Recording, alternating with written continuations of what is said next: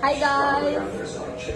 Hi guys! The classroom of surgery. We are the Yes. Pero, grade 11 ABM or... ano to, pero guys, tinik namin to kasi, uwian na. So, pwede naman po. Kasi guys, may project kami about vlogging. Yes. So, let's go guys! Magkabarangay kami kaya kami Magbablog na kami ngayon.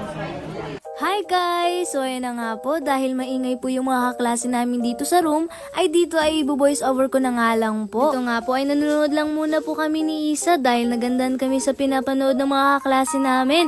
And then pagkatapos ay nagpaalam na nga po pala si Isa dahil may gagawin pa nga daw po sila. Bye guys! Hindi na nga po namin na-videohan nung pauwi na kami. At nung kinabukasan, dahil nga po nasuspend yung klase dahil sa bagyo, ay hindi na nga rin po namin natuloy yung pagbablog namin sa school. Kaya ayun guys, papunta na nga po pala ako sa bahay nila Isa dahil doon na nga lang po namin itutuloy yung vlog namin. At pagkarating ko nga po sa bahay nila, ay naabutan ko pong naglilinis pa lang si Isa. Kaya ayun, nagulat nga po pala si Isa nung dumating na ako dahil hindi pa nga daw po siya nakakapag-ayos. Kasama nga rin po pala namin si Tita Jo, pati na rin po yung sobrang cute na kapatid niya. Kaya ayun, sinali po namin sila sa vlog. Nakipagharutan pa nga po kami sa kapatid niya na si Atasha dahil sobrang cute talaga. Manang-mana talaga kay Ate Isa niya. Nang matapos nga po ni Isa ang lahat ng gawain niya, dito ay nagsimula na nga po kaming gawin yung gagawin namin para sa vlog. At ang naisip nga po namin gawin ay magluto ng pansit canton. Ang usapan po kasi namin ay magmumukbang daw kami ng pansit canton sa bahay nila. Kaya ayun, magsisimula na nga po pala kaming magluto. So guys, mag-consider mo yung tubig. Magluto kami ng pancit canton. Chef guys, pwede na siya. At pagkatapos nga nun, habang hinihintay po namin kumulo yung tubig, ay nagkwentuhan mo na nga po kami ni Isa. Ay, sino pala tayo? Oo nga, Hindi na pala ako nahiya. guess the number. Guess the number guys. Hindi ko nila ganun. Diba, alam mo yung guess the number? Dito nga po ay pinag-uusapan po namin kung ano pa nga po yung mga pwede namin gawin pagkatapos po namin magluto ng pansit canton. At nung kumulo na nga po yung tubig, dito ay nagsimula na nga po kaming magluto.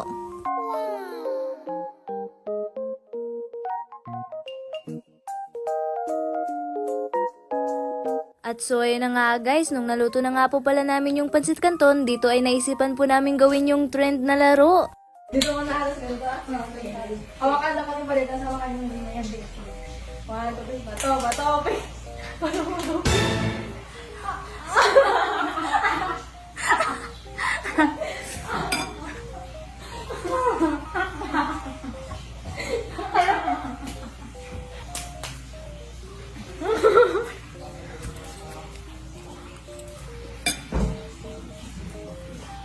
Grabe guys, sobrang nag-enjoy talaga kami sa ginawa namin. Parang halos puro tawa na nga lang po yung nagawa namin dyan. At pagkatapos nga nun, ay mayroon na naman po kaming sunod na gagawin mamaya. Maganda doon guys. For nature talaga. Tinod kami nag-putusok. Yes.